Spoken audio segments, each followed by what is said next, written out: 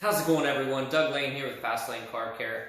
Hey, I want to give you a couple of tips today that can save you thousands of dollars in the long run.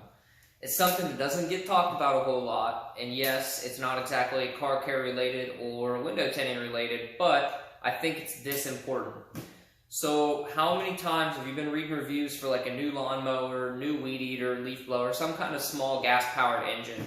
And reviews, it doesn't matter where, like what brand it is, or anything like that, or what website, you will find at least a couple on each one that says, "Oh, this product's junk because I put it away in the fall, and then when I got it back out in the spring, it wouldn't work, and I had to pay to have it rebuilt, and blah blah blah." So this also will apply to like motorcycles or really any other seasonal. Could be cars if you have a pleasure vehicle you don't drive very often. Motorcycle, stuff like that. What you need to understand about fuel is that over time, the ethanol in it and the moisture in the air, because if the tank's not all the way full, then there's going to be some air in there. They will break down and it can start to corrode. The fuel starts to just get nasty. I could get really scientific on this video about it because it's something I've done quite a bit of research on, but I'm not going to. I want to keep it pretty well short. All you really need to know is the fuel breaks down and causes big problems, especially in small engines, gum up the carburetors and things like that. And what you need to do is you need to stabilize that fuel. So this over here is for diesel, so we're talking about that in a minute. I've got Sta-Bil Marine and Sta-Bil. Honestly, the only reason I bought this is because I forgot I had this in my cabinet. So what I do every fall is I'll mix up, a 5-gallon jug, put the recommended amount of whichever it says. It'll tell you on the back how many gallons it treats and how many ounces of the product you need. And what I'll do is I'll put this in before I go to the gas station. And then that way when I put the gas in, it all mixes up and all that good stuff. And then what I'll do is I will, best case scenario, like lawnmower, mow the grass, get it down pretty well empty, as empty as you can, fill up with the fresh gas, and then run it for a little bit longer, and then go park it. That way this treated fuel gets all through the fuel system and all that good stuff.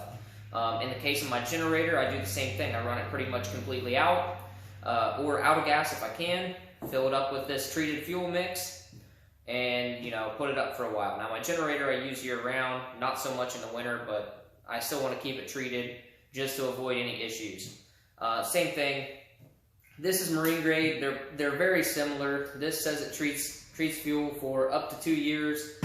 This one is a lot older, and I believe it's rated for a year, but this claims to be better for harsh environments with more moisture in it, so near lakes, oceans, things like that. So that's what you need to do. This can save you a bunch of money.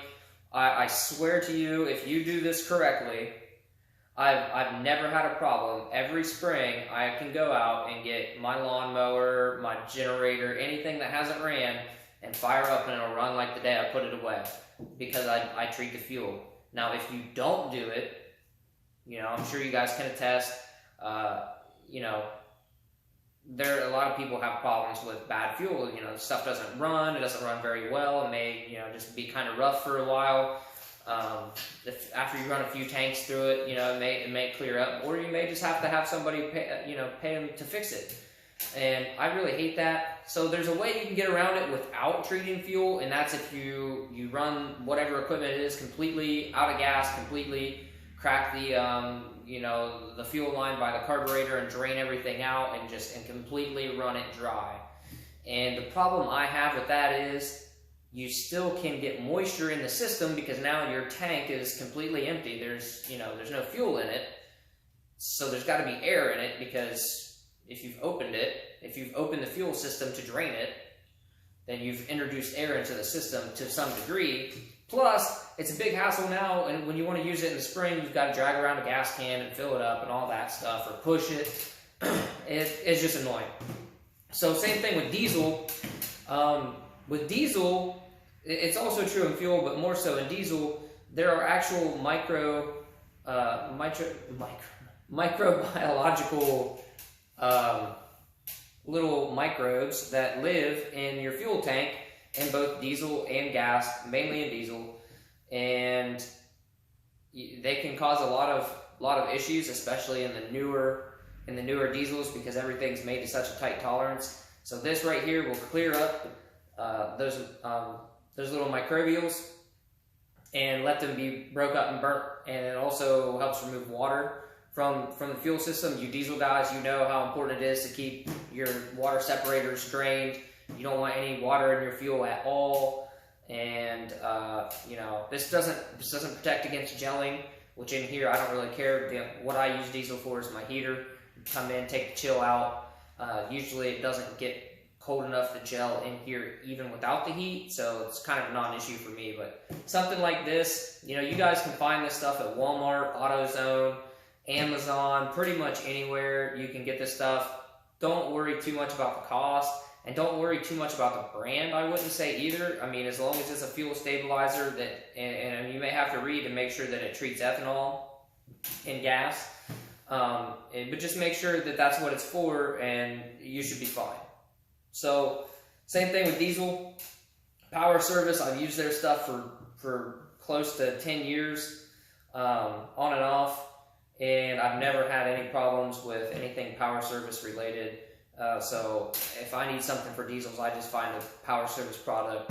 That's my preference. There may be better, you may know of better you know, products for diesels. I don't really care.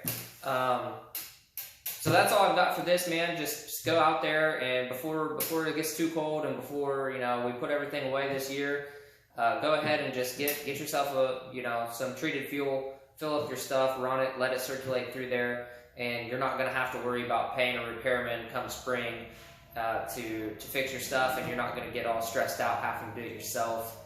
I know how annoying it is when you go to use something, you need to use something, and it doesn't work. I hate when equipment fails. That's why I think prevention is worth a pound of cure, and that's why I do everything I can to prevent those kind of issues. So thank you guys for watching. This video ended up being a little bit longer-winded than I had in my head, but thanks for watching. If you've learned anything, hit the share button, hit the subscribe button, hit the like button, whatever platform you're watching this on. Go ahead and follow me.